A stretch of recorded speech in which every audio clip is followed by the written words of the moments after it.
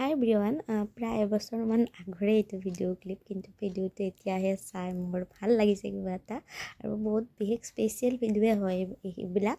আচলতে বিয়াৰ সময়ত যিহেতু বাচনৰ প্ৰয়োজন, কাঁহৰ বাচন, সেইকাৰণে আমি মানে সৰ্থেবাৰী গৈছিলোঁ। আচলতে আমি চাবও গৈছিলোঁ কেনেকুৱাকৈ বস্তুবিলাক বনাই, আৰু ল'ম বুলিও গৈছিলোঁ। আৰু তাতে সেইদিনা আমি একেলগে কেনেকুৱাকৈ বনোৱা দেখা পাইছোঁ, আৰু সেই বনোৱা কাৰখানাৰ পৰা আমি বাচনখিনি লৈছিলোঁ।